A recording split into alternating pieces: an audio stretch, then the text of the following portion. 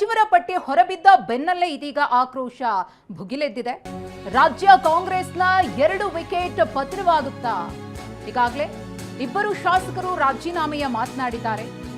ಇಂಡಿ ಶಾಸಕ ಯಶವಂತ ರಾಯಗೌಡ ಪಾಟೀಲ್ ಅವರಂತೂ ಒಂದು ಹೆಜ್ಜೆ ಮುಂದೆ ಹೋಗಿ ರಾಜೀನಾಮೆ ಪತ್ರವನ್ನು ಕೂಡ ಸಿದ್ಧಪಡಿಸಿದ್ದಾರೆ. ಮತ್ತೊಂದು ಕಡೆ ಸಾಗರ ಶಾಸಕ ಬೇಳೂರು ಗೋಪಾಲಕೃಷ್ಣ ಅವರು ನಾನು ರಾಜೀನಾಮೆಯನ್ನ ಕೊಡುತ್ತೀನಿ ಅನ್ನೋ ಇಂಗಿತವನ್ನ ವ್ಯಕ್ತಪಡಿಸಿದ್ದಾರೆ. ಅದರ ಜೊತೆಗೆ ನಾನೊಬ್ಬನೇ ರಾಜೀನಾಮೆಯನ್ನ ಕೊಡುವುದಿಲ್ಲ, ನನ್ನ ಜೊತೆಗೆ ಇನ್ನೊಂದಷ್ಟು ಮಂದಿ ಇದ್ದಾರೆ, ನಾವೆಲ್ಲರೂ ಸೇರಿ ರಾಜೀನಾಮೆಯನ್ನ ನಾಳೆ ಸಲ್ಲಿಕೆ ಮಾಡಲಿದ್ದೇವೆ ಅಂತ TV9 ಜೊತೆ ಮಾತನಾಡಿದ್ದಾರೆ. ಸಚಿವ ಸಂಪುಟ ವಿಸ್ತರಣೆ ಆಗಬೇಕು ಅಂತ ಹೇಳಿ ಇವತ್ತಿನವರೆಗೂ ಕೂಡ ಕಾದು ಕೂತಿದ್ರು. ಒಂದಷ್ಟು ಮಂದಿಯಂತೂ ಚಾತಕ ಪಕ್ಷಿಗಳಂತೆ ನಿರೀಕ್ಷೆಯನ್ನ ಇಟ್ಕೊಂಡಿದ್ರು. ಸಂಪುಟದಲ್ಲಿ ತಮಗೆ ಸ್ಥಾನ ಸಿಗುತ್ತೆ, ಇಷ್ಟು ವರ್ಷ ಪಕ್ಷಕ್ಕೋಸ್ಕರ ದುಡಿದಂತಹ ನಮಗೆ ಹೈಕಮಾಂಡ್ ಅಸ್ತು ಅಂತ ಹೇಳಿ ಸಚಿವ ಸ್ಥಾನವನ್ನ ನೀಡುತ್ತೆ ಅಂತ ಹೇಳಿ ಹಿರಿಯ ಶಾಸಕರಂತೂ ಇದೀಗ ತಮ್ಮ ಆಕ್ರೋಶದ ಕಟ್ಟೆಯನ್ನ ಒಡೆದು ಹಾಕಿದ್ದಾರೆ. ರಾಜೀನಾಮೆಯನ್ನ ಕೊಡೋದಕ್ಕೆ ಮುಂದಾಗಿದ್ದಾರೆ. ಇದು ಒಬ್ಬರಿಬ್ಬರ ರಾಜೀನಾಮೆಗೆ ಸೀಮಿತವಾಗುವುದಿಲ್ಲ, ರಾಜೀನಾಮೆ ಪರ್ವವೇ ಶುರುವಾಗುವ ಎಲ್ಲಾ ಲಕ್ಷಣಗಳು ಕೂಡ ಕಾಣಿಸ್ತಾ ಇದೆ. ಒಂದು ಸಮಸ್ಯೆ ಆದ್ಮೇಲೆ ಮತ್ತೊಂದು ಸಮಸ್ಯೆ DK ಶಿವಕುಮಾರ್ ಅವರ ಸರ್ಕಾರಕ್ಕೆ ಬಂದೊದಗ್ತಾ ಇದೆಯಾ ಈ ಸಂಪುಟ ವಿಸ್ತರಣೆಯಿಂದ ಅನ್ನೋ ಪ್ರಶ್ನೆಗಳು ಕೂಡ ಸಹಜವಾಗಿ ಎದ್ದೇಳ್ತಾ ಇವೆ. ಸಾಕಷ್ಟು ಮಂದಿ ನಿರೀಕ್ಷೆಯನ್ನ ಇಟ್ಕೊಂಡಿದ್ರು. ಇದೀಗ ಆ ಸಚಿವ ಸಂಪುಟ ರಚನೆಯ ಸಂದರ್ಭದಲ್ಲಿ ಹೊಸಬರಿಗೆ ಮಣೆಯನ್ನ ಹಾಕ್ತೀವಿ, ಒಂದಷ್ಟು ಬದಲಾವಣೆಗಳನ್ನ ತರ್ತೀವಿ, ಆ ಬದಲಾವಣೆಗಳು ಕ್ರಾಂತಿಕಾರಕ ಮಾದರಿಯಲ್ಲಿ ಇರುತ್ತವೆ ಅಂತ ಹೈಕಮಾಂಡ್ ಹೇಳ್ತಾ ಇತ್ತು, ರಾಜ್ಯ ಕಾಂಗ್ರೆಸ್ ನಾಯಕರು ಹೇಳ್ತಾ ಇದ್ರು. ಆದರೆ ಯಾವುದೇ ರೀತಿಯ ಕ್ರಾಂತಿಕಾರಕ ಬೆಳವಣಿಗೆಗಳನ್ನ ನಾವು ಸಂಪುಟ ವಿಸ್ತರಣೆಯ ಸಂದರ್ಭದಲ್ಲಿನ ಈ ಪಟ್ಟಿಯಲ್ಲಿ ಗಮನಿಸಿಲ್ವಲ್ಲ ಅನ್ನೋದು ಸಚಿವ ಸ್ಥಾನವನ್ನ ಕಳ್ಕೊಂಡಂತಹ ಅಸಮಾಧಾನಿತರ ಮಾತಾಗಿದೆ. ಅನೇಕ ಕ್ಷೇತ್ರಗಳಲ್ಲಿ ಈಗಾಗಲೇ ಪ್ರತಿಭಟನೆಗಳು ನಡೀತಾ ಇದೆ. ಬೆಂಬಲಿಗರು ಕೂಡ ಆಕ್ರೋಶವನ್ನ ವ್ಯಕ್ತಪಡಿಸುತ್ತಿದ್ದಾರೆ. ಇನ್ನು ಯಶವಂತ ರಾಯಗೌಡ ಪಾಟೀಲ್ ಅವರ ಜೊತೆಗೆ ನಮ್ಮ ಪ್ರತಿನಿಧಿ ಪ್ರಮೋದ್ ಮಾತುಕತೆ ನಡೆಸಿದ್ದಾರೆ, ನೋಡೋಣ. ಕಾಂಗ್ರೆಸ್ನ ಹಿರಿಯ ಶಾಸಕರಾದಂಥ ಯಶವಂತ ರಾಯಗೌಡ ಅವರಿಗೆ ಸಚಿವ ಸ್ಥಾನ ಸಿಗುತ್ತೆ ಅನ್ನುವಂಥ ನಿರೀಕ್ಷೆ ಇತ್ತು. ಆದರೆ ಕೊನೆ ಕ್ಷಣದಲ್ಲಿ ಅವರ ಹೆಸರು ಸಚಿವಾಕಾಂಕ್ಷಿಗಳ ಪಟ್ಟಿಯಲ್ಲಿ ಇರಲಿಲ್ಲ. ಇದ್ರ ಬಗ್ಗೆ ಮಾತನಾಡೋದಕ್ಕೆ ನಮ್ಮ ಜೊತೆಗೆ ಗೌಡ್ರೆ ಜಾಯ್ನ್ ಆಗ್ತಾರೆ, ಜೊತೆಗೆ ಮಾತಾಡೋಣ. ಯಶವಂತ ರಾಯಗೌಡರು ಸಾಕಷ್ಟು ನಿರೀಕ್ಷೆಗಳಿತ್ತು, ಸಹಜವಾಗಿ ಸೀನಿಯಾರಿಟಿ ಕೂಡ ಇತ್ತು. ಈಗ ನಿಮಗೆ ಕರೆ ಕೂಡ ಮಾಡಿದ್ರು ಅನ್ಕೋತೀನಿ, ಬಹುಶಃ ಹೈಕಮಾಂಡ್ ನಾಯಕರು ಅಥವಾ ರಾಜ್ಯದ ನಾಯಕರು ಕರೆ ಮಾಡಿದ್ರು. ಕೊನೆ ಕ್ಷಣದಲ್ಲಿ ಬದಲಾವಣೆ ಆಗಿದ್ದು ಹೇಗೆ ಸರ್, ಏನು ಕಾರಣ? ಅದೊಂದು ದೊಡ್ಡ ಷಡ್ಯಂತ್ರವನ್ನು ನಡೀತಾ ಇದೆ. ನಮ್ಮಂಥ ನಿಷ್ಠಾವಂತರಿಗೆ, ಪ್ರಾಮಾಣಿಕರಿಗೆ ಈಗಿನ ಕಾಲದಲ್ಲಿ ಅವಕಾಶ ಇಲ್ಲ ಅನ್ನೋದನ್ನು ಈ ಪ್ರಕ್ರಿಯೆಯಿಂದ ಅರ್ಥ ಆಗ್ತಾ ಇದೆ. ಆದರೆ ನಿನ್ನೆವರೆಗೆ ಸಿಂಗಲ್ ನೇಮ್ ಕ್ಲಿಯರ್ ಮಾಡಿ ನನಗೆ ಮೆಸೇಜ್ ಕೊಟ್ಟು ಬೆಳಗ್ಗೆ ರೆಡಿ ಆಗ್ರಿ ಅಂತ ಹೇಳಿ ಇವತ್ತು ಈ ರೀತಿ ಅನ್ಯಾಯ ಮಾಡ್ತಾರಂದ್ರೆ ಏನು ಹೇಳ್ಬೇಕು ಅವ್ರಿಗೆ ನಾವು? ಸೊ ನನಗೇನು ಹೇಳ್ತಾರೆ, ಇಲ್ಲ ಇವತ್ತು ಬೆಳಗ್ಗೆ ಒಂದು ಮೀಟಿಂಗ್ ಮಾಡಿದ್ದೀವಿ, ಅದರಲ್ಲಿ ಬೇರೆ ಬೇರೆ ಡಿಸ್ಕಷನ್ ಆಯಿತು, ಡಿಸಿಷನ್ ತೊಗೊಂಡಿವಿ ಅಂತೇಳಿ.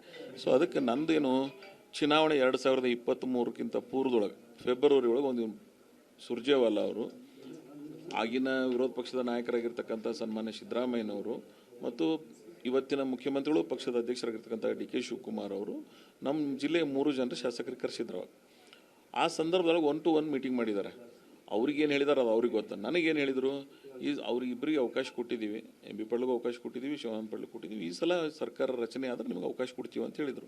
ಆಯ್ತಂತ ನಾನು ಮಾತು ಒಪ್ಪಿಕೊಂಡು ಎಲ್ಲರೂ ಕೂಡಿ ಚುನಾವಣೆ ಮಾಡಿದ್ದೀವಿ ನಾವು. ಅದರ ನಂತರ ಸರ್ಕಾರ ರಚನೆ ಆಗ್ತಕ್ಕಂಥ ಸಂದರ್ಭದಲ್ಲಿ ನನಗೇನು ಹೇಳಿದ್ರು, ಇಲ್ಲ ಈ ಸಲ ಅವರಿಬ್ಬರಿಗೆ ಅವಕಾಶ ಕೊಡ್ತೀವಿ, 2.5 ವರ್ಷದ ನಂತರ ನಿಮಗೆ ಮಾಡ್ತೀವಿ ಅಂತ ಮಾತು ಕೊಟ್ಟರು. ಆಯ್ತು ಅಂತೇಳಿ ನಾನು ಒಪ್ಕೊಂಡೆ. ನಿಗಮ ಮಂಡಳಿ ಕೇಳಿದ್ರೆ ನೀವೇನಾದರೂ ನಿಗಮ ಮಂಡಳಿ ಆಗ್ರಿ, ಸೀನಿಯರ್ MLAs ಇದೆ, ನನಗೆ ಯಾವುದು ನಿಗಮ ಮಂಡಳಿ ಬೇಡ, ನೀವು ನನಗೇನು ಮಾತು ಕೊಟ್ಟಿರಿ ಮಿನಿಸ್ಟರ್ ಮಾಡ್ತೀನಿ ಅಂತೇನು ಹೇಳಿದ್ರಿ. ಯಾಕಂದ್ರೆ ನನ್ನ ಕಾನ್ಸ್ಟಿಟ್ಯೂನ್ಸಿ ಸ್ವತಂತ್ರದ ನಂತರ ಅವಕಾಶ ಸಿಕ್ಕಿಲ್ಲ, ಅವಕಾಶ ವಂಚಿತ ಕಾನ್ಸ್ಟಿಟ್ಯೂನ್ಸಿ ಇದೆ. ನನ್ನ ಭಾಗದ ಜನರ ಅಭಿಪ್ರಾಯ ಮತ್ತು ಅಪೇಕ್ಷೆ ಅದ, ನೀವು ಅದನ್ನೇ ಅಕೊಮಡೇಟ್ ಮಾಡಿರಿ ಅಂತ ಹೇಳಿದ್ರೆ ಅವಾಗ ಒಪ್ಕೊಂಡಿದ್ರು ಅವರು. ನಿನ್ನೆ ಏನು ಮಾತುಕತೆ ಆಗಿತ್ತು? ನಿಮಗೆ ಕರೆದಿದ್ರ, ನಿಮ್ಮ ಹೆಸರು ಕ್ಲಿಯರ್ ಆಗಿದೆ ಅಂತ ಸೂಚನೆ ಸಿಕ್ಕಿತ್ತಾ? ನನಗೆ ಒಂದು 15 ಇದು ಒಟ್ಟಾರೆ ನಿಮ್ಗೆ ಗೊತ್ತಿದೆ, 2 ತಿಂಗಳಾಯ್ತು ಈ ಪ್ರಕ್ರಿಯೆ ಪ್ರಾರಂಭ ಆಗಿದೆ. 4-6 ಸಲ ದಿಲ್ಲಿ ಹೋಗಿದ್ದೀವಿ, ಕರೆದಿದ್ದಾರೆ, ಮಾತಾಡಿದ್ದಾರೆ, 1 to 1 ಮೀಟಿಂಗ್ ಮಾಡಿದ್ದೀವಿ. ಸೊ ವೇಣುಗೋಪಾಲ್ಜಿ ಅವ್ರ ಜೊತೆ ಮಾತಾಡಿದ್ದೀವಿ, ಸುರ್ಜೇವಾಲಾ ಅವ್ರ ಜೊತೆಗೆ ಮಾತಾಡಿದ್ದೀವಿ, ನಮ್ಮ ರಾಜ್ಯದ ನಾಯಕರುಗಳ ಜೊತೆಗೆ ಮಾತಾಡಿದ್ದೀವಿ. ಅವರೆಲ್ಲರೂ ಕೂಡ ಈ ಸಲ ನಿಂಗೆ ಕನ್ಸಿಡ್ರೇಷನ್ ಮಾಡೋಣ ಅಂತ ಹೇಳಿದ್ದಾರೆ. ಬಟ್ ಲಾಸ್ಟ್ ಮಿನಿಟ್ ಲಾಸ್ಟ್ ಅವರ್ದ ಏನು ಡಿಸಿಷನ್ ಯಾಕೆ ಹಿಂಗೆ ಮಾಡಿದಾರೋ ನನಗೆ ಅರ್ಥ ಆಗ್ತಾ ಇಲ್ಲ. ಅದ್ರ ಒಟ್ಟಾರೆ ನಾನು ಇಂಥ ಮಾತು ಕೊಟ್ಟು ಮಾತನ್ನು ಉಳಿಸ್ಕೊಳ್ಳಾರ್ದಂಥವ್ರ ಜೊತೆಗೆ ಇರ್ಲಿಕ್ಕೆ ನನ್ನ ಮನಸ್ಸು ಆಗ್ತಾ ಇಲ್ಲ, ನನ್ನ ಆತ್ಮಸಾಕ್ಷಿನೂ ಒಪ್ತಾ ಇಲ್ಲ. ನಾನು ಅದಕ್ಕೆ ಇವತ್ತು ನಾನು ಶಾಸಕ ಸ್ಥಾನಕ್ಕೆ ರಿಸೈನ್ ಮಾಡ್ತಾ ಇದ್ದೀನಿ. ಸಕ್ರಿಯ ರಾಜಕಾರಣದಲ್ಲಿ ಇರಬೇಕು ಇಲ್ಲ ಅನ್ನೋದನ್ನ ನನ್ನ ಜನರ ಅಭಿಪ್ರಾಯ ತಗೊಂಡು ನಿರ್ಣಯ ಮಾಡ್ತೀನಿ. ಅಲ್ಲ, ಇದ್ರ ಜೊತೆಗೆ ನೀವು ಇವತ್ತೊಂದು ಈ ರಾಜೀನಾಮೆ ಪತ್ರವನ್ನು ನೋಡ್ತಾ ಇದ್ದೀವಿ, ಸ್ಪೀಕರ್ಗೆ ಬರೆದಿರುವಂಥ ಪತ್ರ. ಅಂದರೆ ಇದೊಂದು ಸಹಿ ಹಾಕೋದು ಒಂದೇ ಬಾಕಿ ಇದೆ, ಅದು ಅವ್ರ ಮುಂದೆ ಕೂತೆ ಮಾಡ್ಬೇಕಂತ ಸಿಗ್ನೇಚರ್. ಸ್ಪೀಕರ್ ಎದುರುಗಡೆ ಕುಂತೆ ನೀವು ಸಹಿ ಮಾಡಬೇಕು ಅಥವಾ ನಿಮ್ಮ ಸ್ವಂತ ಹೆಡ್ ರೈಟಿಂಗ್ದಿಂದ ಬರೆದು ಕೊಡಬೇಕು ಅಂತ ಏನೋ ಒಂದು ಅವ್ರ ಅಪೇಕ್ಷೆ ಇತ್ತು. ಆಯ್ತು ಅದನ್ನು ಮಾಡಿ ಅಂತೇಳಿ ಅವರು ರಿಸೈನ್ ಮಾಡೋರಿದ್ದಾರಂತ. ಸ್ಪೀಕರ್ ಇವತ್ತು ಬಂದು ಸ್ಪೀಕರ್ ಇರೋ ಜಾಗದಾಗೆ ನಾ ರಿಸೈನ್ ಮಾಡ್ಬೇಕಂತ ನನ್ನ ಆಶೆ ಅದ. ಒಂದು ವೇಳೆ ಅವ್ರು ರಿಸೈನ್ ಮಾಡಿ ಸೆಕ್ರೆಟರಿ ಕೊಟ್ಟರು ಅಂದರೆ ಸೆಕ್ರೆಟರಿ ಅವ್ರ ಕೈಯಲ್ಲಿ ನಾನು ಹ್ಯಾಂಡ್ ಓವರ್ ಮಾಡಿ ಬರ್ತೀನಿ. ನೀವು ರಾಜೀನಾಮೆ ಕೊಡೋದು ಪಕ್ಕ ಆಗಿದೆಯಾ ಅಂತ ದುಡುಕಿನ ನಿರ್ಧಾರ ಅನ್ಸಲ್ಲ? ಇಲ್ಲ, ದುಡುಕಿನ ನಿರ್ಧಾರ ಇಲ್ಲ. ಇದು ನಾನು ಅತ್ಯಂತ ಅನುಭವಿ ರಾಜಕಾರಣಿ. 8 ಚುನಾವಣೆಗಳನ್ನು 40 ವರ್ಷ ಸಕ್ರಿಯ ರಾಜಕಾರಣದಲ್ಲಿದ್ದವು ನಾನು. ಅನೇಕ ಅನುಭವ ನನ್ನಲ್ಲಿರೋದ್ರಿಂದ ನನಗೆ ಇಷ್ಟು ಮನಸ್ಸಿಗೆ ನೋವಾದ ಬಳಿಕ ಇವರು ಮಾತನ್ನು ಇಷ್ಟು ರೀತಿಯಿಂದ ಮಾತಿಗೆ ವಿಮುಖರಾದ ಬಳಿಕ ಇವ್ರ ಜೊತೆಗೆ ಇರೋದ್ರಾಗ ಅರ್ಥ ಇಲ್ಲ. ಸೊ ಅದಕ್ಕೆ ನಾನು ಈ ತೀರ್ಮಾನಕ್ಕೆ ಬಂದಿಲ್ಲ. ಪಕ್ಷ ಬಿಡ್ತೀರಿ ಹಾಗಾದ್ರೆ? ಒಂದು ವೇಳೆ ಇದಾಗಿ ಪಕ್ಷ ಬಿಡೋದು ನನ್ನ ಜನರ ಜೊತೆಗೆ ಮಾತಾಡಿ ತೀರ್ಮಾನ ಮಾಡ್ತೀನೋ. ಇವತ್ತು ಶಾಸಕ ಸ್ಥಾನಕ್ಕೆ ಮಾತ್ರ ರಿಸೈನ್ ಮಾಡ್ತಾ ಇದ್ದೇನೆ. ಬೇರೆ ಪಕ್ಷದವ್ರು ಯಾರು ಅಪ್ರೋಚ್ ಮಾಡಿದಾರ? ನಮಗೆ ಹಿಂದೆ ಕೂಡ ಮಾಡಿದ್ರು ಅಂತ ಕೇಳ್ಪಟ್ಟಿದ್ವಿ. ಈಗ ಸಹಜವಾಗಿ ರಾಜಕೀಯ ಪಕ್ಷಗಳು ಕೂಡ ಇದನ್ನ ಅವಕಾಶವಾಗಿ ನೋಡ್ತಾ ಇರ್ತಾರೆ. ನೀವು ಕೂಡ ಹಿರಿಯ ನಾಯಕರು, ಆ ಭಾಗದ ಪ್ರಬಲ ನಾಯಕರು. ಈ ಕಾರಣಕ್ಕೋಸ್ಕರ ಕೇಳ್ತಾ ಇದ್ದೀನಿ, ಯಾವ್ದಾದ್ರು ರಾಜಕೀಯ ಪಕ್ಷದ ಬಾಗಿಲು ಓಪನ್ ಆಗಿದೆ ನಿಮಗೆ? ಅಂಥ ಸಂದರ್ಭ, ಅಂಥ ಅವಕಾಶ ಏನೋ ಬಂದಿಲ್ಲ. ಇದು it is very preliminary. Just ನಾನು ರಿಸೈನ್ ಮಾಡ್ತಾ ಇದ್ದೀನೋ, ನನ್ನ ಜಿಲ್ಲೆಯ ಜನರ ಜೊತೆಗೆ ಮಾತಾಡಿ ಒಂದು ಸ್ಪಷ್ಟವಾದಂಥ ತೀರ್ಮಾನದೊಂದಿಗೆ ಬರ್ತೀನಿ ನಾನು. ಇದ್ರ ಜೊತೆಗೆ ಸರ್, ಈ ಕೈ ತಪ್ಪೋದಕ್ಕೆ ಏನು ಕಾರಣ ಸರ್? ಅಫ್ಕೋರ್ಸ್ ನಿಮ್ಮ ರಾಜಕಾರಣ ಅಂದಮೇಲೆ ಇದೆಲ್ಲೂ ಕೂಡ ಇದ್ದಾರೆ ಅಂತ ಒಪ್ಕೊಳ್ಳೋಣ. ಆದರೆ ಇದ್ರ ಹಿಂದೆ ಇರುವಂಥ ವಾಸ್ತವ ಏನು ಅಂತ, ಯಾಕೆಂದರೆ ರಾಜ್ಯದ ಜನ ನೋಡ್ತಿದ್ದಾರೆ, ನಿಮ್ಮ ಕ್ಷೇತ್ರದ ಜನ ನೋಡ್ತಿದ್ದಾರೆ. ಈ ಒಂದು ಒಳಗುಟ್ಟು ನಿಮಗೆ ಗೊತ್ತಿದೆ, ಗೊತ್ತಿಲ್ಲ ಅಂತಲ್ಲ, ನೀವು ಅನುಭವಿಗಳು ಕೂಡ ಅದು ಸಾಕಷ್ಟು ಮಾಹಿತಿ ಕೂಡ ನಿಮಗಿದೆ. ಹೀಗಾಗಿ ಈ ಒಂದು ರಾಯಗೌಡರಿಗೆ ಈ ಪರಿಸ್ಥಿತಿ ಬರೋದಕ್ಕೆ ಯಾರು ಕಾರಣ? ಅದು ಇಡೀ ನಮ್ಮ ಜಿಲ್ಲೆ ಜನರಿಗೆ ಉತ್ತರ ಕರ್ನಾಟಕದಾಗ ಗೊತ್ತಿದೆ ಯಾರ ಜೊತೆಗೆ ಇವ್ರ ಸಂಘರ್ಷ ಇದೆ ಅನ್ನೋದು. ನಾವು ಒಂದೇ ಪಾರ್ಟಿಯಾಗಿದ್ದೀವಿ ಅನ್ನೋದು ಇಷ್ಟೇ ಇದೆ. ಅದರ ಸಂಘರ್ಷ ಮಾತ್ರ ನಿರಂತರವಾಗಿ ದಶಕಗಳಿಂದ ಬರ್ತದೆ. ಇಂದಿಲ್ಲ ನಾಳೆ ನಾಡದ್ರ ಸುಧಾರಣೆ ಆಗ್ತದೆ ನಾನು ತಿಳ್ಕೊಂಡಿದ್ದೆ. ಆದರೆ ನಮ್ಮ ನಾಯಕರುಗಳು ಸಹಿತ ಅದನ್ನು ಪ್ರಾಮಾಣಿಕವಾಗಿ ಯಾರಿಗೆ ಎಲ್ಲೆಲ್ಲಿ ಅವಕಾಶ ಅಕೊಮಡೇಟ್ ಮಾಡಬೇಕಾಗಿತ್ತು ಮಾಡಲಿಲ್ಲ. ಅನಿವಾರ್ಯ ನನಗೆ ಈ ಒಂದು ಫ್ಯಾಮಿಲಿ ಒಳಗೆ, ಕಾಂಗ್ರೆಸ್ ಫ್ಯಾಮಿಲಿ ಒಳಗೆ ನನಗೆ ನ್ಯಾಯನೇ ಸಿಗೋದಿಲ್ಲ ಅಂತ ಗೊತ್ತಾದ ಬಳಿಕ ಇದ್ರಾಗ ಮುಂದುವರಲಿಕ್ಕೆ ಏನು ಅವಶ್ಯಕತೆ ಅದ? ನನಗೆ ಅನಿವಾರ್ಯ ಅದ. ಅದ್ರ ಬಹಳ ನೋವಿನಿಂದ ಕಾಂಗ್ರೆಸ್ಸನ್ನು ಕಟ್ಟಿ ಬೆಳೆಸಿದ್ದೇವೆ ನಾವು. ನನ್ನ ಕ್ಷೇತ್ರದ ಕಾಂಗ್ರೆಸ್ ಇರಲಿಲ್ಲ 20 ವರ್ಷ. ನಾನಾಗಿ ಅದನ್ನು ಕಟ್ಟಿ ಬೆಳೆಸಿ ಅದನ್ನು ಒಂದು ರೀತಿಯಿಂದ ಬೆಳೆಸಿದ್ದೀವಿ ನಾವು. ಆಮೇಲೆ ನಮ್ಮ ಫಾದರ್ ಹಿಡಿದು ಸೆಕೆಂಡ್ ಜನ್ರೇಷನ್ ನನಗೆ ಈ ಪಾರ್ಟಿ ಒಳಗೆ. ಸೊ ನಮಗೆ ಈ ರೀತಿ ಇವ್ರು ನಡೆಸ್ಕೋತಾರಂದ್ರೆ ಇಂಥವ್ರ ಜೊತೆಗೆ ಇರೋದ್ರಾಗ ಏನು ಅರ್ಥದ? ಅನಿವಾರ್ಯ, ನನಗೆ ಬೇರೆ ಮಾರ್ಗ ಇಲ್ಲ ನನ್ನ ಮುಂದೆ. ಅದಕ್ಕೆ ಕೊನೆ ಈ ತೀರ್ಮಾನಕ್ಕೆ ಬಂದಿನಿ ನಾನು. ಸರ್, ಮುಖ್ಯಮಂತ್ರಿಗಳಾಗಲಿ ಡಿ ಕೆ ಶಿವಕುಮಾರ್ ಅವರಾಗಲಿ, ಮಾಜಿ ಮುಖ್ಯಮಂತ್ರಿ ಸಿದ್ದರಾಮಯ್ಯನವರು ನಿಮ್ಮ ಹತ್ರ ಮಾತಾಡಿದ್ರು. ಅಫ್ಕೋರ್ಸ್ ನೀವು ಸಿದ್ದರಾಮಯ್ಯವ್ರಿಗೂ ಆಪ್ತರು, ಡಿ ಕೆ ಅವ್ರಿಗೂ ಆಪ್ತರು. ಯಾರೂ ಮಾತುಕತೆ ಮಾಡಿಲ್ವಾ ಸರ್ ನಿಮ್ಮ ಹತ್ರ? ಇವತ್ತು ನಾನು ಅವ್ರಿಗೆ ಮಾತಾಡ್ಲಿಕ್ಕೆ ಹೋಗಲಿಲ್ಲ. ಈ ತೀರ್ಮಾನ ಆದ ಬಗ್ಗೆ ಏನು ಮಾತಾಡೋದು? ಅದನ್ನು ಅವ್ರಿಗೆ ಕನ್ವೆ ಮಾಡಿದ್ದೀನಿ, ನಾನು ರಿಸೈನ್ ಮಾಡ್ತೀನಿ ಅಂತೇಳಿ. ಬಟ್ ನಾಯಕರು ಒಪ್ಕೊಂಡ್ಬಿಡ್ತಾರೆ ಅಷ್ಟು ಸುಲಭವಾಗಿ? ಯಾಕೆಂದರೆ ಅಫ್ಕೋರ್ಸ್ ಮಿನಿಸ್ಟ್ರ್ ಕೊಟ್ಟಿಲ್ಲ ಅನ್ನೋದು ಅಷ್ಟೇ ನೋವಾಗುವಂಥ ಸಂಗತಿ. ಅಟ್ ದ ಸೇಮ್ ಟೈಮ್ ನಾಯಕತ್ವ ಕೂಡ ನಾಳೆ ಬಂದು ನಿಮ್ಮನ್ನು ಮನವೊಲಿಸ್ಬೋದು. ಅಲ್ಲ, ಅದರ ಪರಿಸ್ಥಿತಿ ನಾನು ರಿಸೈನೇ ಮಾಡಿದ್ಬೇಕು. ಮುಂದೆ ಏನು ಅವಶ್ಯಕತೆ ಅನ್ನೋದು ಅವ್ರ ಜೊತೆ ವ್ಯವಹರಿಸೋದ್ರಾಗ ಏನು ಅವಶ್ಯಕತೆ ಅದ? ಅದು ಮುಗಿದೋದದ್ದೇ ಅದು. ಒನ್ಸ್ ರಿಸೈನಿಗೆ ಬಂದ ಬಳಕೆ ಚರ್ಚೆ ಮಾಡೋದ್ರಾಗ ಅರ್ಥ ಏನದ? ಅವ್ರು ನಮ್ಮವರಲ್ಲ ಅಂತ ಬಳಕೆ ನಮಗೆ ಬಿಟ್ಟಿದ್ದಾರೆ. ಅವರು ಈಗ ನನಗೂ ಅವ್ರು ನಮ್ಮವರಲ್ಲ ಅನ್ನೋಂಥ ಭಾವನೆ ಬಂದ ಬಳಕೆ ನಾನು ರಿಸೈನ್ ಮಾಡ್ತಾ ಇದ್ದೀನಿ. ನಾಳೆ ಕರೆದು ಮಾತನಾಡಿ ಮನವೊಲಿಸುವಂಥ ಪ್ರಯತ್ನ ಮಾಡೇ ಮಾಡ್ತಾರೆ ಸಹಜವಾಗಿ.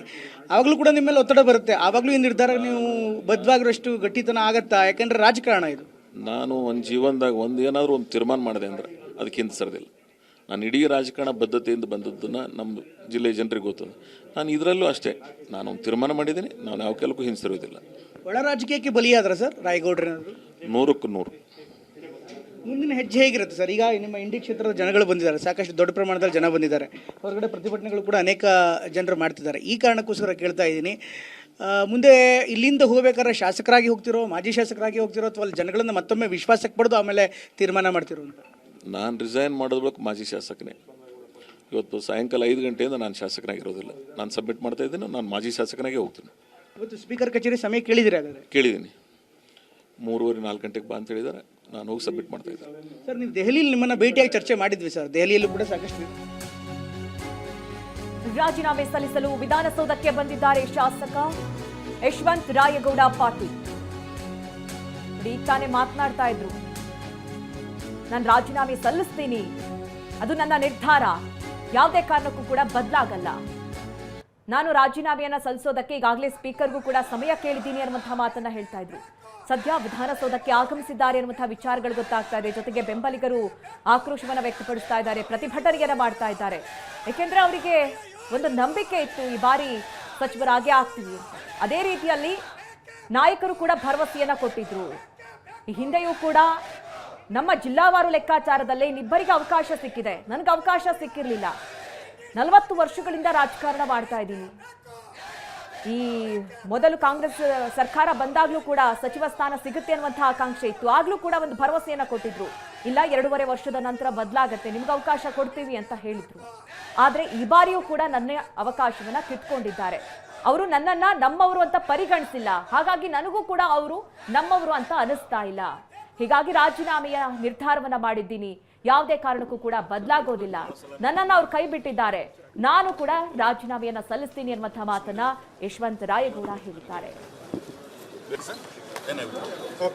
ಸರ್, ಈಗ ಡೆಲ್ಲಿ ತನಕ ಹೋಗಿ ಬಂದ್ರಿ, ಈಗ ನಿಮ್ದು ಪಟ್ಟಿಯಿಂದ ಅಂತ ಕಾಣ್ತದೆ ರಾಜೀನಾಮೆ ಕೊಟ್ಟು decision. I will tell you everything. Okay, sir. Just I want to first resign. Okay, sir. Then I will talk with you. Okay sir, ಈಗ ಡೆಲ್ಲಿ ತನಕ ಹೋಗಿ ಬಂದ್ರಿ, ಈಗ ನಿಮ್ದು ಪಟ್ಟಿಲಿಲ್ಲ ಅಂತ ಕಾಣ್ತದೆ ರಾಜೀನಾಮೆ ಕೊಡ್ತಿದ್ರಾ? ಅನಿವಾರ್ಯ, ಬೇರೆ ಮಾರ್ಗ ಇಲ್ಲ ನಮ್ಮಲ್ಲಿ. ಓಕೆ. ಅವರು ಭಾಳ ಸಲ ನನ್ನನ್ನು ಮಾತು ಕೊಟ್ಟು ಇವತ್ತು ಅದು ಉಳಿಸ್ಕೊಂಡಿಲ್ಲ. ಅನಿವಾರ್ಯವಾಗಿ ನನಗೆ ಬೇರೆ ಮಾರ್ಗ ಇಲ್ಲ. ನಾನು ಈಗ ಪಕ್ಷದ ವರಿಷ್ಠ ತಮ್ಮನ್ನು ಮನವೊಲಿಸೋದು ಏನು ಅವಶ್ಯಕತೆ ಇಲ್ಲ. ಅಂಗೀಕರಿಸಬೇಕಲ್ಲ ಸರ್, ರಾಜೀನಾಮೆ ಅಂಗೀಕಾರ ಮಾಡುವಂತ ಮಾಡಲೇಬೇಕಲ್ಲ. ಬಿಟ್ಟಂತ ವಿಚಾರ ನನ್ನ ಪರಮಾಧಿಕಾರ ಅದು. ಸ್ಪೀಕರ್ ಅವರ ರಾಜೀನಾಮೆ ಕೊಡಬೇಕು.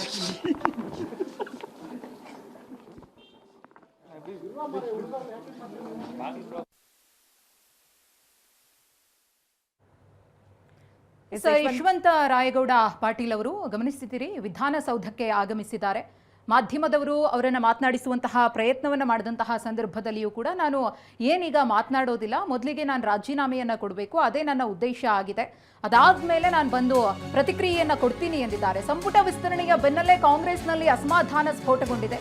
ಬೇಳೂರು ಅವರ ಜೊತೆಗೆ 10 ಮಂದಿ ಶಾಸಕರಿಂದ ರಾಜೀನಾಮೆಗೆ ಚಿಂತನೆಯಾಗಿದೆ. ನಾಳೆ ಶಾಸಕ ಸ್ಥಾನಕ್ಕೆ ಬೇಳೂರು ಅವರು ರಾಜೀನಾಮೆಯನ್ನ ಕೊಡೋದಕ್ಕೆ ನಿರ್ಧರಿಸಿದ್ದಾರೆ. ಅಸಮಾಧಾನಿತ ಶಾಸಕರ ಜೊತೆಗೆ ಗೋಪಾಲಕೃಷ್ಣ ಅವರು ಚರ್ಚೆಯನ್ನ ಮಾಡಲಿದ್ದಾರೆ. ಸಚಿವ ಸ್ಥಾನ ಕೈತಪ್ಪಿರುವ ಶಾಸಕರೊಂದಿಗೆ ಮಾತುಕತೆಯನ್ನ ನಡೆಸ್ತೀನಿ ಅಂತ ಹೇಳಿ ಗೋಪಾಲಕೃಷ್ಣ ಅವರು TV9 ಜೊತೆ ಮಾತನಾಡಬೇಕಿದ್ರು ಕೂಡ ಪ್ರತಿಕ್ರಿಯೆ ಕೊಟ್ಟಿದ್ರು. ನಾವೆಲ್ಲ ರಾಜೀನಾಮೆ ನೀಡೋಣ ಅಂತ ಹೇಳಿ ನಿರ್ಧಾರವನ್ನ ಒಕ್ಕೊರಲಿನಿಂದ ತೆಗೆದುಕೊಳ್ಳುವ ಎಲ್ಲಾ ಲಕ್ಷಣಗಳು ಕೂಡ ಇದೀಗ ಕಾಣಿಸ್ತಾ ಇದೆ. ಬೇಳೂರು ಗೋಪಾಲಕೃಷ್ಣ ಅವರ ಮಾತಿನಲ್ಲೂ ಕೂಡ ಅದು ಸ್ಪಷ್ಟವಾಗಿತ್ತು, ನಾನೊಬ್ಬನೇ ಅಲ್ಲ, ನನ್ನ ಜೊತೆಗೆ ಇನ್ನೂ ಹಲವರಿದ್ದಾರೆ ಅಂತ ಹೇಳಿ. ಅವರೆಲ್ಲರಿಗೂ ಕೂಡ ಬೇಳೂರು ಗೋಪಾಲಕೃಷ್ಣ ಅವರಿಂದ ಕರೆ.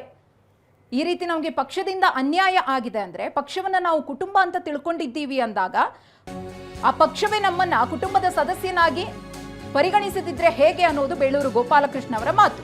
ನಾಳೆ ಬೆಳಿಗ್ಗೆ 10 ಗಂಟೆಗೆ ರಾಜೀನಾಮೆ ಸಲ್ಲಿಸ್ತೀನಿ. TV9ಗೆ ಸಾಂಕರ ಶಾಸಕ ಬೇಳೂರು ಗೋಪಾಲಕೃಷ್ಣ ಪ್ರತಿಕ್ರಿಯೆ ಕೊಟ್ಟಿದ್ದಾರೆ. ಈ ರೀತಿ ಮೋಸವಾಗತ್ತೆ ಅಂತ ನನಗನ್ಸಿರ್ಲಿಲ್ಲ, ಬಹಳ ಭರವಸೆ ಇಟ್ಕೊಂಡಿದ್ರು ಗೋಪಾಲಕೃಷ್ಣ ಅವರು. ಈ ಬಗ್ಗೆ ನಮ್ಮ ಪ್ರತಿನಿಧಿ ಸುನಿಲ್ ಗೋಪಾಲಕೃಷ್ಣ ಅವರೊಟ್ಟಿಗೆ ಮಾತನಾಡಿದ್ದಾರೆ. ಏನ್ ಹೇಳಿದ್ರು ಬನ್ನಿ ನೋಡೋಣ. ಇಂದು ಸಂಜೆ ಈಗಾಗಲೇ ಸಚಿವ ಸಂಪುಟ ವಿಸ್ತರಣೆ ಕೂಡ ಆಗ್ತಾ ಇದೆ. ಈಗಾಗಲೇ ಸಾಕಷ್ಟು ನಿರೀಕ್ಷೆಯಲ್ಲಿದ್ದಂಥ ಹಿರಿಯ ಶಾಸಕರಿಗೆ ಈಗಾಗಲೇ ಸಾಕಷ್ಟು ನಿರಾಸೆ ಕೂಡ ಆಗಿದೆ. ಈ ವಿಚಾರವಾಗಿ ಮಾತಾಡ್ಲಿಕ್ಕೆ ಈಗಾಗಲೇ ಹಿರಿಯ ಶಾಸಕರು ಮತ್ತೆ ಸಚಿವ ಸ್ಥಾನದ ಪ್ರಬಲ ಆಕಾಂಕ್ಷಿ ಇದ್ದಂಥ ಬೇಳೂರು ಗೋಪಾಲಕೃಷ್ಣ ಅವರ ನೇರವಾಗಿ ಅವ್ರನ್ನ ಮಾತಾಡಿಸ್ತಾ ಹೋಗ್ತೀನಿ. ಸರ್, ಇವತ್ತು ಸಂಜೆ ಸಚಿವ ಸಂಪುಟ ವಿಸ್ತರಣೆ ಆಗ್ತಿದೆ, ನಿಮಗೆ ಸಚಿವ ಸ್ಥಾನದ ಸಿಗುತ್ತೆ ಅನ್ನೋ ನಿರೀಕ್ಷೆ ಇತ್ತು, ನಿಮ್ಮ ಜಿಲ್ಲೆಯಿಂದ ನಿಮ್ಗೆ ಆಯ್ಕೆ ಮಾಡ್ತಾರೆ ಅಂತ ಹೇಳಿ. ಕೊನೆ ಹಂತದಲ್ಲಿ ಕೈ ತಪ್ಪಿದೆ, ಕಾರಣ ಯಾಕೆ ಅಂತ? ಇಲ್ಲ, ಈ ಥರ ಮೋಸ ಆಗುತ್ತೆ ಅಂತ ನನಗೆ ಗೊತ್ತಿರಲಿಲ್ಲ. ಯಾಕಂದರೆ ಭಾಳ ನೋವಾಗಿದೆ, ಬೇಸರ ಆಗಿದೆ. ಇಡೀ ನಮ್ಮ ತಾಲೂಕಿನ ಜನ ಮುಖಂಡರು ಎಲ್ಲರೂ ಭಾಳ ಬೇಸರಲ್ಲಿದ್ದಾರೆ. ಯಾಕಂದರೆ ಈ ಅವಕಾಶ ಇತ್ತು, ಯಾಕಂದರೆ ಹಿಂದೆ ಅವರಿಗೆಲ್ಲ 3 ವರ್ಷ ಕೊಟ್ಟಿದ್ದಾರೆ. ಹಾಗಾಗಿ ನನಗೊಂದು ಅವಕಾಶ ಸಿಗುತ್ತೆ ಅನ್ನೋ ನಿರೀಕ್ಷೆಯಲ್ಲಿ ನಾವಿದ್ದೀವಿ. ಒಪ್ಪಿಗೆಯನ್ನು ಕೊಟ್ಟಿದ್ದರು, ಆಗತ್ತೆ ಮಾಡ್ತೀವಿ ಅನ್ನೋದು ಇತ್ತು. ಬಹುಶಃ ಇದು ನನಗನ್ನಿಸ್ತದೆ, ಈ ರಾಜಕೀಯದಲ್ಲಿ ಪ್ರಬಲವಾಗಿರಬೇಕು ಒಂದು, ಮತ್ತು ಮಾಜಿ ಮುಖ್ಯಮಂತ್ರಿ ಮಕ್ಕಳು ಮತ್ತು ಮಂತ್ರಿಗಳ ಮಕ್ಕಳು ಇದ್ರ ಮಾತ್ರ ಆದ್ಯತೆ ಸಿಗುತ್ತೆ ಅನ್ನೋ ಅನಿಸ್ತದೆ. ಬಹುಶಃ ಸಾಮಾನ್ಯ ಶಾಸಕರಿಗೆ ಸಚಿವ ಸ್ಥಾನ ಸಿಗಲ್ಲ, ಜನಸೇವೆನ ಮಂತ್ರಿಯಾಗಿ ಕೆಲಸ ಮಾಡ್ಲಿಕ್ಕೆ ಆಗಲ್ಲ ಅಂತೀರ? ಹಾಗಾದ್ರೆ ಇದೆಲ್ಲ ಈಗ ಅನಿಸ್ತದೆ ನನಗೆ. ಯಾಕಂದರೆ ನಾನು ಬಂಗಾರಪ್ಪನವರ ಗರಡಿಯಲ್ಲಿ ಬಂದು 3 ಸಾರಿ MLA ಆಗಿದ್ದೀನಿ. ನಾನು ಒಬ್ಬ ಹಿಂದುಳಿದ ವರ್ಗದಿಂದ ಬಂದಿದ್ದೀನಿ. ಅಂದರೆ ನನಗೆ ಕೊಡಲ್ಲ ಅಂದರೆ ಏನು ಉದ್ದೇಶ? ನಾನೇನು ಪಕ್ಷ ವಿರೋಧಿ ಚಟುವಟಿಕೆ ಮಾಡಿದ್ದೇನಾ? ಪಕ್ಷದೆಲ್ಲ ಏನಾದ್ರು ಗೊಂದಲಗೊಳಿಸಿದ್ದೇನಾ? ಯಾವುದಾದ್ರು ಒಂದು ಸಣ್ಣದು ತೋರಿಸ್ಕೊಡ್ಬೇಕು ನೀವು, ಯಾವುದು ಇಲ್ಲಲ್ಲ. ಮತ್ತು ಹಾಗಾದರೆ ಅವರಿಗೆ ಕೊಡೋದಂತಾದರೆ ನಾವು ಮತ್ತೆ ಹಾಗಾದರೆ ನಾವೆಲ್ಲ ಮುಂದೆ ನಾವು ನಾಯಕರಾಗಬಾರ್ದಾ, ಅಥವಾ ನಮಗೆ ಪ್ರಬಲ ಆಗಕ್ಕೆ ಬಿಡಬಾರ್ದು ಅಂತ ಇದೆಯಾ, ಏನೋ ಇರ್ಬೋದು ನಿಮಗೆ ಅನಿಸ್ತದೆ. ಅಂದರೆ ಮುಂದೆ ಈಗ ಗೋಪಾಲಕೃಷ್ಣ ಅವರ ನಿರ್ಧಾರ ಏನಾಗುತ್ತೆ? ನಿರ್ಧಾರ ಏನಿದೆ ಸರ್? ನನಗೆ ಭಾಳ ನೋವಾಗಿದೆ ನಿಜವಾಗಲೂ. ನಾನು ಅದಕ್ಕೆ ನಾಳೆ ಬೆಳಗ್ಗೆ 10 ಗಂಟೆಗೆ ರಾಜೀನಾಮೆ ಕೊಡ್ತಾ ಇದ್ದೀನಿ.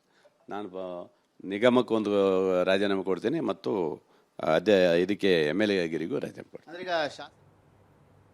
ಇನ್ನು ಸಚಿವ ಸ್ಥಾನ ಕೈತಪ್ಪಿದ್ದಕ್ಕೆ ಕಾಂಗ್ರೆಸ್ನಲ್ಲಿ ಅಸಮಾಧಾನ ಸ್ಫೋಟಗೊಂಡಿದೆ. ಹೈಕಮಾಂಡ್ ವಿರುದ್ಧ ಕಾಂಗ್ರೆಸ್ನ ಕೆಲ ಶಾಸಕರು ಬೇಸರವನ್ನ ವ್ಯಕ್ತಪಡಿಸಿದ್ದಾರೆ.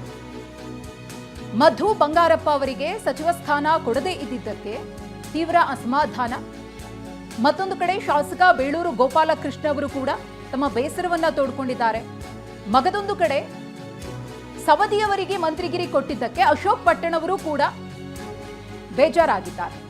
ರಾಯಚೂರು ಕಡೆಗಣಿಸಿದ್ದಕ್ಕೆ ಹಂಪನಗೌಡ ಬಾದರ್ಲಿ ಅವರು ಕೂಡ ಕಿಡಿಕಾರ್ತಿದ್ದಾರೆ. ಒಂದಷ್ಟು ಜಿಲ್ಲೆಗಳಲ್ಲಿ ಸಚಿವ ಸ್ಥಾನದ ವಿಚಾರದಲ್ಲಿ ಅನ್ಯಾಯ ಆಗಿದೆ, ನಮ್ಮನ್ನ ಪರಿಗಣಿಸಿಲ್ಲ ಅಂತ ಹೇಳಿ ಶಾಸಕರು ಆಕ್ರೋಶವನ್ನ ವ್ಯಕ್ತಪಡಿಸುತ್ತಿದ್ದಾರೆ. ಈ ಕುರಿತು ಮತ್ತಷ್ಟು ಮಾಹಿತಿಯನ್ನ ಕೊಡೋದಕ್ಕೆ ನಮ್ಮ ಪ್ರತಿನಿಧಿ ಸುನೀಲ್ ಇದೀಗ ನೇರ ಸಂಪರ್ಕದಲ್ಲಿದ್ದಾರೆ.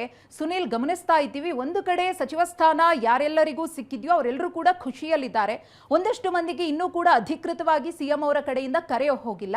ಆದರೆ ಸಚಿವ ಸ್ಥಾನದ ಮೇಲೆ ಕಣ್ಣಿಟ್ಟಿದ್ದವರಿಗೆ ಭಾರೀ ನಿರಾಸೆಯಾಗಿದೆ. ಒಂದಷ್ಟು ಮಂದಿಗೆ 100% ಖಾತ್ರಿ ಇತ್ತು ಸಚಿವ ಸ್ಥಾನ ಸಿಗಬಹುದು ಅಂತ ಹೇಳಿ. ಅಂಥವರು ಇದೀಗ ಅಸಮಾಧಾನಗೊಂಡಿದ್ದಾರೆ. ಏನ್ ಹೇಳ್ತಾರೆ? ಅವರ ಮುಂದಿನ ನಡೆಯ ಬಗ್ಗೆ ತೀವ್ರ ಕುತೂಹಲ ಇದೆ. ಮಧುಶ್ರೀ, ಕಾಂಗ್ರೆಸ್ನ ಹೈಕಮಾಂಡ್ ನಾಯಕರು ಈ ಒಂದು ಬೆಳವಣಿಗೆಯನ್ನು ನಿರೀಕ್ಷೆ ಮಾಡಿರಲ್ಲ ಅಂತ ಅನ್ಕೋತೀನಿ. ಯಾಕೆಂದರೆ ಈಗಾಗಲೇ ಸಚಿವ ಸಂಪುಟ ವಿಸ್ತರಣೆಯ ಒಂದು ವಿಷಯ ಕೇಳಿ ಬಂದಂತೆ ಈ ಸಚಿವ ಸ್ಥಾನದ ಯಾರ್ಯಾರು ಪಟ್ಟಿ ಬಂತು, ಆ ಒಂದು ಪಟ್ಟಿಯ ಬಿಡುಗಡೆ ಆದ ತಕ್ಷಣವೇ ಒಂದಷ್ಟು ಅಸಮಾಧಾನ ಕಾಂಗ್ರೆಸ್ ಈಗಾಗಲೇ ಪಾಳ್ಯದಲ್ಲಿ ಭುಗಿಲೆದ್ದಿದೆ. ಈಗಾಗಲೇ ಶಾಸಕರು ದೊಡ್ಡ ಮಟ್ಟಿಗೆ ಒಂದಷ್ಟು ಶಾಸಕ ಸ್ಥಾನಕ್ಕೆ ರಾಜೀನಾಮೆಯನ್ನು ಕೊಡಲಿಕ್ಕೂ ಕೂಡ ಈಗಾಗಲೇ ನಿರ್ಧಾರವನ್ನು ಕೂಡ ಮಾಡಿದಂತೆ ಕಂಡು ಬರ್ತಾ ಇದೆ. ಈಗಾಗಲೇ ಸುಮಾರು 10ಕ್ಕೂ ಹೆಚ್ಚು ಜನ ಶಾಸಕರು ಈಗಾಗಲೇ ಸಾಕಷ್ಟು ಅಸಮಾಧಾನದಿಂದ ಇವತ್ತು ಅಥವಾ ನಾಳೆ ರಾಜೀನಾಮೆಯನ್ನು ಕೊಡಲಿಕ್ಕೆ ನಿರ್ಧಾರವನ್ನು ಕೂಡ ಮಾಡಿದ್ದಾರೆ. ಈ ಒಂದು ಹಿನ್ನೆಲೆಯಲ್ಲಿ ಈಗಾಗಲೇ ಒಂದು ಕಡೆ ಯಶವಂತರಾಯಗೌಡ ಪಾಟೀಲ್ ಈಗಾಗಲೇ ವಿಧಾನಸೌಧಕ್ಕೆ ತೆರಳಿ ರಾಜೀನಾಮೆಯನ್ನು ಕೊಡಲಿಕ್ಕೂ ಮುಂದಾಗಿದ್ದಾರೆ. ನಾನು ಇವತ್ತು ಮಾಜಿ ಶಾಸಕನಾಗಿ ಊರಿಗೆ ತೆರಳುತ್ತೇನೆ, ನನ್ನನ್ನು ಅವರು ಯಾವುದೇ ರೀತಿಯಾಗಿ ಪರಿಗಣಿಸಿಲ್ಲ, ಸಾಕಷ್ಟು ನೋವಾಗಿದೆ ಅಂತ ಹೇಳ್ತಾ ಇದ್ದಾರೆ. ಅದೇ ರೀತಿಯಾಗಿ ಬೇಳೂರು ಗೋಪಾಲಕೃಷ್ಣ ಕೂಡ ನಾಳೆ ಬೆಳಗ್ಗೆ ಅವರ ಶಾಸಕ ಸ್ಥಾನ ಮತ್ತು ಅವರಿಗೆ ಇರುವಂಥ ನಿಗಮ ಮಂಡಳಿ ಅಧ್ಯಕ್ಷ ಸ್ಥಾನ ಇತ್ತು, ಎರಡಕ್ಕೂ ರಾಜೀನಾಮೆಯನ್ನು ಕೊಡ್ತೀನಿ, ಸಾಕಷ್ಟು ನೋವಾಗಿದೆ, ನನ್ನ ಸಚಿವ ಸ್ಥಾನ ಕೈತಪ್ಪಲಿಕ್ಕೆ ನಮ್ಮ ಜಿಲ್ಲೆಯವರೇ ಕಾರಣ. ಅಂದರೆ ಪರೋಕ್ಷವಾಗಿ ಮಧು ಬಂಗಾರಪ್ಪ ಅವರಿಗೆ ಸಚಿವ ಸ್ಥಾನ ಸಿಕ್ಕಿದೆ, ಅವರೇ ನನಗೆ ಸಚಿವ ಸ್ಥಾನ ತಪ್ಪಲಿಕ್ಕೆ ಕಾರಣ ಅಂತೇಳಿ ಈಗಾಗಲೇ ಟಿವಿ9 ಜೊತೆ ಹೇಳಿದ್ದಾರೆ. ನಾಳೆ ಅವರು ಶಾಸಕ ಸ್ಥಾನಕ್ಕೆ ರಾಜೀನಾಮೆಯನ್ನು ಕೊಡಲಿಕ್ಕೆ ಬೇಳೂರು ಗೋಪಾಲಕೃಷ್ಣ ಮುಂದಾಗಿದ್ರೆ, ಬೇಳೂರು ಗೋಪಾಲಕೃಷ್ಣ ಅವರ ಜೊತೆ ನಾಳೆ 8ರಿಂದ 10 ಜನ ಶಾಸಕರು ಅಸಮಾಧಾನದಿಂದ ರಾಜೀನಾಮೆಯನ್ನು ಕೊಡ್ತಾರೆ ಅನ್ನೋ ಮಾಹಿತಿ ಕೂಡ ಲಭ್ಯವಾಗ್ತಾ ಇದೆ. ಪ್ರಮುಖವಾಗಿ ಈಗಾಗಲೇ ಬೇಳೂರು ಗೋಪಾಲಕೃಷ್ಣ ಅವರ ಜೊತೆ ಅಸಮಾಧಾನ ಇರುವಂತಹ ಶಾಸಕರು ಕೂಡ ಈಗಾಗಲೇ ಮಾತುಕತೆ ನಡೆಸಿದ್ದಾರೆ. ಯಾರಿಗೆ ಸಚಿವ ಸ್ಥಾನ ಕೈ ತಪ್ಪಿದೆ ಆ ಒಂದು ಶಾಸಕರ ಜೊತೆ ಬೇಳೂರು ಗೋಪಾಲಕೃಷ್ಣ ಅವರು ಕೂಡ ಮಾತುಕತೆ ನಡೆಸಿದ್ದಾರೆ. ಎಲ್ಲ ಒಂದು ಬೆಳವಣಿಗೆಗಳನ್ನ ನೋಡ್ತಾ ಇದ್ರೆ ಈಗಾಗಲೇ ಸಚಿವ ಸಂಪುಟ ವಿಸ್ತರಣೆಯ ಬೆನ್ನಲ್ಲೇ ಕಾಂಗ್ರೆಸ್ನಲ್ಲಿ ಒಂದು ರೀತಿ ಅಸಮಾಧಾನ ಭುಗಿಲೆದ್ದಿದೆ. ಸಚಿವ ಸ್ಥಾನಕ್ಕಾಗಿ ಸಾಕಷ್ಟು ನಿರೀಕ್ಷೆ ಹೊಂದಂತ ಶಾಸಕರಿಗೆ ಅಸಮಾಧಾನವಾಗಿ ರಾಜೀನಾಮೆಯ ನಿರ್ಧಾರವನ್ನು ಕೂಡ ತೆಗೆದುಕೊಳ್ತಾ ಇದ್ದಾರೆ. ಈ ಒಂದು ಹಿನ್ನೆಲೆಯಲ್ಲಿ ಒಂದು ಕಡೆ ಇದೊಂದು ಕಡೆ ಆದರೆ ಇನ್ನೊಂದು ಕಡೆ ಈಗಾಗಲೇ ಲಕ್ಷ್ಮಣ್ ಸವದಿಯವರಿಗೆ ಸಚಿವ ಸ್ಥಾನ ಸಿಕ್ಕಿರೋದಕ್ಕೆ ಅಶೋಕ್ ಪಟ್ಟಣ್ ಬೇಜಾರಾಗಿದ್ದಾರೆ, ರಾಯಚೂರಿನಲ್ಲಿ ಹಂಪನಗೌಡ ಬಾದರ್ಲಿ ಬೇಜಾರಾಗಿದ್ದಾರೆ, ಇನ್ನೊಂದು ಕಡೆ ಮೈಸೂರಲ್ಲಿ ತನ್ವೀರ್ ಸೇಠ್ ಇದ್ದಾರೆ. ಈ ರೀತಿಯಾಗಿ ಸಾಕಷ್ಟು ಸಂಖ್ಯೆಯಲ್ಲಿ ಶಾಸಕರಿಗೆ ಅಸಮಾಧಾನ ಕೂಡ ಆಗಿದೆ. ಇದನ್ನು ಹೈಕಮಾಂಡ್ ನಾಯಕರು, ರಾಜ್ಯ ನಾಯಕರು, ಮುಖ್ಯಮಂತ್ರಿಗಳು ಯಾವ ರೀತಿಯಾಗಿ ಡ್ಯಾಮೇಜ್ ಕಂಟ್ರೋಲ್ ಆಗ್ಬೋದು, ಅವರನ್ನ ಅಸಮಾಧಾನವನ್ನು ಶಮನ ಮಾಡ್ತಾರೆ ಅಂತ ಕಾದು ನೋಡಬೇಕಾಗಿದೆ. ಸಚಿವ ಸಂಪುಟ ವಿಸ್ತರಣೆಯ ಬೆನ್ನಲ್ಲಿ ಕಾಂಗ್ರೆಸ್ನಲ್ಲಿ ಒಂದು ರೀತಿ ದೊಡ್ಡ ಮಟ್ಟಿಗೆ ಅಸಮಾಧಾನ ಸ್ಫೋಟವಾಗಿದೆ. ಸಾಲು ಸಾಲು ರಾಜೀನಾಮೆಯನ್ನು ಕೊಡಲಿಕ್ಕೆ ಸಚಿವ ಸ್ಥಾನದ ಆಕಾಂಕ್ಷಿಗಳಾಗಿದ್ದಂಥ ಶಾಸಕರು ಕೂಡ ನಿರ್ಧಾರವನ್ನು ಕೂಡ ಮಾಡ್ತಾ ಇದ್ದಾರೆ. ಈಗ 3-4 ಜನ ಇದ್ರೆ ಮುಂದೆ ಎಷ್ಟು ಜನ ಆಗ್ತಾರೆ ಅಂತೇಳಿ ಕಾದ್ ನೋಡಬೇಕಾಗಿರುವಂತದ್ದು. ಮಧುಶ್ರೀ, ಧನ್ಯವಾದ ಸುನೀಲ್ ತಮ್ಮ ಮಾಹಿತಿಗಾಗಿ. ಸ್ಪೀಕರ್ಗೆ ರಾಜೀನಾಮೆಯನ್ನ ಸಲ್ಲಿಸಿದ್ದಾರೆ ಯಶವಂತ ರಾಯಗೌಡ ಪಾಟೀಲ್. ನೋಡಿ, ಇಂಡಿ ಕ್ಷೇತ್ರದ ಶಾಸಕ ಯಶವಂತ ರಾಯಗೌಡ ಪಾಟೀಲ್ ರಾಜೀನಾಮೆಯನ್ನ ಸಲ್ಲಿಸಿದ್ದಾರೆ. ಸ್ಪೀಕರ್ಗೆ ಈಗಾಗಲೇ ರಾಜೀನಾಮೆಯನ್ನ ಸಲ್ಲಿಸಿದ್ದಾರೆ, ಮಾತನಾಡ್ತಾ ಇದ್ದಾರೆ. ಒಂದೇ ಪಾರ್ಟಿಯಲ್ಲಿದ್ರು ಹೋರಾಟಗಳು ದಶಕಗಳಿಂದ ಬಂದದ, ಅದು ಇವತ್ತು ಬೀದಿಗೆ ಬಂದಿದೆ. ಅದನ್ನ ಮುಂದಿನ ದಿನಮಾನ ಏನಾಗ್ತದೆ ನೋಡೋಣ. ವಿಕ್ಟಿಮ್ ಆಗೋ ಪ್ರಶ್ನೆ ಬರೋದಿಲ್ಲ. ನಾನು ನೇರವಾಗಿ ಎದುರಿಸ್ತೀನಿ. 28ಕ್ಕೆ ರಾಜಕಾರಣ ಅವತ್ತು ಸ್ಟಾರ್ಟ್ ಆಗ್ತದೆ, ಬಿಜಾಪುರದ ರಾಜಕಾರಣ. ಆಮೇಲೆ ಮಾತಾಡ್ತೀನಿ. ಒಂದು ಎಚ್ಚರಿಕೆಯನ್ನ ಕೂಡ ಕೊಟ್ಟಿದ್ದಾರೆ ಯಶವಂತ ರಾಯಗೌಡ ಅವರು. 2028ರಲ್ಲಿ ನಮ್ಮ ತಾಕತ್ತೇನು ಅನ್ನೋದನ್ನ ತೋರಿಸ್ತೀನಿ ಅನ್ನುವಂಥ ಮಾತನ್ನ ಹೇಳಿದ್ದಾರೆ. ಅಂದ್ರೆ ಬಹಳ ನೊಂದಿದ್ದಾರೆ ಯಶವಂತ ರಾಯಗೌಡ ಅವರು. ಯಾಕೆಂದ್ರೆ ಹಿಂದೆಯೇ ಸಚಿವರಾಗಿ ಸ್ಥಾನ ಸಿಗುತ್ತೆ ಅನ್ನುವಂಥ ಆಕಾಂಕ್ಷೆ ಇತ್ತು, ಆ ಸಮಯದಲ್ಲೂ ಕೂಡ ಭರವಸೆ ಸಿಕ್ಕಿತ್ತು. 2.5 ವರ್ಷದ ನಂತರದಲ್ಲಿ ಸಚಿವರಾಗ್ತೀರಿ ಅಂತ ಹೇಳಿ ನಾಯಕರ ಭರವಸೆ ಮೇಲೆಗೆ ಇದ್ರು. ಈಗಲೂ ಕೂಡ ಅವರ ಹೆಸರು ಇಲ್ಲ. ಮೊನ್ನೆವರೆಗೂ ಕೂಡ ಅವರಿಗೆ ಕರೆ ಮಾಡಿ ಸಿದ್ಧವಾಗಿರಿ, ರೆಡಿ ಆಗಿರಿ, ನಿಮ್ ಚಾನ್ಸ್ ಇದೆ, ಪ್ರಮಾಣ ವಚನಕ್ಕೆ ಸಜ್ಜಾಗಿ ಅಂತ ಹೇಳಿ ಮಾತನ್ನ ಹೇಳಿದಂಥವ್ರು ಇವತ್ತು ಲೀಸ್ನಲ್ಲಿ ಹೆಸರಿಲ್ಲ ಅಂತ ಅನ್ನೋದನ್ನ ನೋಡಿ ಯಶವಂತ ರಾಯಗೌಡ ಅವರು ನಿಜಕ್ಕೂ ಬೇಸರಗೊಂಡಿದ್ದಾರೆ. ಅವರ ಬೆಂಬಲಿಗರು ಕೂಡ ಬೇಸರವನ್ನ ಹೊರಹಾಕಿದ್ರು. ಜೊತೆಗೆ ಯಶವಂತ ರಾಯಗೌಡ ಅವರು ತಮ್ಮ ಶಾಸಕ ಸ್ಥಾನಕ್ಕೆ ಈಗಾಗಲೇ ರಾಜೀನಾಮೆಯನ್ನ ಸಲ್ಲಿಸಿದ್ದಾರೆ. ಅವ್ರು ಹೇಳ್ತಾ ಇದ್ರು, ನಾನು ಮಾಜಿ ಶಾಸಕನಾಗೆ ಹೋಗ್ತೀನಿ ಅಂತೇಳಿ. ಪಕ್ಷ ತೊರೆಯುವಂತಹ ಕುರಿತಂತೆ ಮುಂದಿನ ದಿನಗಳಲ್ಲಿ ಬೆಂಬಲಿಗರೊಂದಿಗೆ, ಕಾರ್ಯಕರ್ತರೊಂದಿಗೆ ನಿರ್ಧಾರವನ್ನ ಮಾಡ್ತೀನಿ ಅನ್ನುವಂತಹ ಮಾತನ್ನ ಕೂಡ ಯಶವಂತ ರಾಯಗೌಡ ಹೇಳ್ತಾ ಇದ್ರು. ಅಂದ್ರೆ ತುಂಬಾ ಹಿರಿಯರಿದ್ದೀನಿ, ಎಂಟು ಬಾರಿ ಸ್ಪರ್ಧೆ ಮಾಡಿದ್ದು, 40 ವರ್ಷಗಳಿಂದ ರಾಜಕಾರಣದಲ್ಲಿದ್ದು, ಈಗ ಈ ರೀತಿ ಮೋಸ ಆಗಿದೆ. ಸಿಎಂ ಅವರ ಭೇಟಿಗೆ ಕಾಂಗ್ರೆಸ್ನ ಶಾಸಕರು ಆಗಮಿಸ್ತಾ ಇದ್ದಾರೆ. ಬೆಂಗಳೂರಿನ ಸದಾಶಿವನಗರದ ಸಿಎಂ ಅವರ ನಿವಾಸಕ್ಕೆ ಶಾಸಕರ ದಂಡು. ಸಿಎಂ ಭೇಟಿಗೆ ಬಂದಿದ್ದಾರೆ ಶಾಸಕ ಹಂಪನಗೌಡ ಬಾದರ್ಲಿ, ಬಸನಗೌಡ ದದ್ದಲ್, ಎಂಎಲ್ಸಿ ವಸಂತ್ ಕುಮಾರ್, ಸಚಿವರಾದ ಪ್ರಿಯಾಂಕ್, ನೂತನ ಸಚಿವ ರಘುಮೂರ್ತಿ ಅವರು. ಈಗಾಗಲೇ ಸಚಿವ ಸ್ಥಾನ ಸಿಕ್ಕವರು ಸಿಎಂ ಅವರಿಗೆ ಕೃತಜ್ಞತೆಯನ್ನ ಹೇಳೋದಕ್ಕೆ ಅವರ ನಿವಾಸಕ್ಕೆ ಬರ್ತಾರೆ. ಇನ್ನು ಶಾಸಕರು ಸಚಿವ ಸ್ಥಾನದ ಮೇಲೆ ಕಣ್ಣಿಟ್ಟವರು, ಸಚಿವ ಸ್ಥಾನ ಕೈ ತಪ್ಪಿದ್ದಕ್ಕೆ ಯಾಕೆ ಈ ರೀತಿ ಆಯ್ತು ಅಂತ ಹೇಳಿ ಚರ್ಚೆಯನ್ನ ಮಾಡೋದಕ್ಕೆ ಸಿಎಂ ಅವರ ನಿವಾಸಕ್ಕೆ ಬಂದರು. ಯಶವಂತ ರಾಯಗೌಡ ಪಾಟೀಲ್ ಅವರು ಸ್ಪೀಕರ್ ಅವರಿಗೆ ರಾಜೀನಾಮೆಯನ್ನ ಸಲ್ಲಿಸಿದಂತಹ ಕ್ಷಣ ಇದು. ಗಮನಿಸ್ತಾ ಇದ್ದೀರಿ, ರಾಜೀನಾಮೆ ಪತ್ರವನ್ನ ಸಲ್ಲಿಕೆ ಮಾಡಿದ್ದಾರೆ. ಇನ್ನು ಮುಂದಿನ ಮಾತುಕತೆಯ ಬಗ್ಗೆ ಯಶವಂತ ರಾಯಗೌಡ ಪಾಟೀಲ್ ಅವರು ತಲೆ ಕೆಡಿಸ್ಕೊಳ್ಳೋ ರೀತಿ ಕಾಣಿಸ್ತಾ ಇಲ್ಲ. ಅವರು ತಮ್ಮ ನಿರ್ಧಾರಕ್ಕೆ ಬದ್ಧರಾಗಿದ್ದಾರೆ. ಇಟ್ಟ ಹೆಜ್ಜೆಯನ್ನ ಹಿಂದೆ ಇಡೋದಿಲ್ಲ ಅಂತ ಹೇಳಿ ಕಟಿಬದ್ಧರಾಗಿ ಕಟ್ಟಿತುಂಡಾದ ರೀತಿಯಲ್ಲಿ ಮಾತನಾಡಿ ಮುನ್ನಡೆದಿದ್ದಾರೆ. ನಾನು ಇಷ್ಟು ವರ್ಷ ಕಾಂಗ್ರೆಸ್ನನ್ನ ನನ್ನ ಕುಟುಂಬ ಅಂತ ಅನ್ಕೊಂಡಿದ್ದೆ, ಆದ್ರೆ ಆ ಕುಟುಂಬದಲ್ಲಿ ಈ ರೀತಿ ಒಳ ಜಗಳಗಳಿದೆ, ಒಳ ಷಡ್ಯಂತ್ರಗಳಿದೆ. ಆ ಷಡ್ಯಂತ್ರಕ್ಕೆ ಪ್ರಾಮಾಣಿಕವಾಗಿ ನಿಷ್ಠಾವಂತನಾಗಿ ಪಕ್ಷಕ್ಕೋಸ್ಕರ 40 ವರ್ಷಗಳ ಕಾಲ ದುಡಿದಂತಹ ನನಗೇನೆ ಮೋಸ ಆಗುತ್ತೆ ಅಂದ್ರೆ ಅದನ್ನ ನಾನು ಒಪ್ಕೊಳ್ಳೋದಕ್ಕೆ ತಯಾರಿಲ್ಲ. ಹಾಗಾಗಿನೇ ನಾನು ನನ್ನ ಶಾಸಕ ಸ್ಥಾನಕ್ಕೆ ರಾಜೀನಾಮೆಯನ್ನ ಕೊಟ್ಟಿದ್ದೀನಿ ಅಂತ ಹೇಳಿ ಸ್ಪಷ್ಟಪಡಿಸಿದ್ದಾರೆ.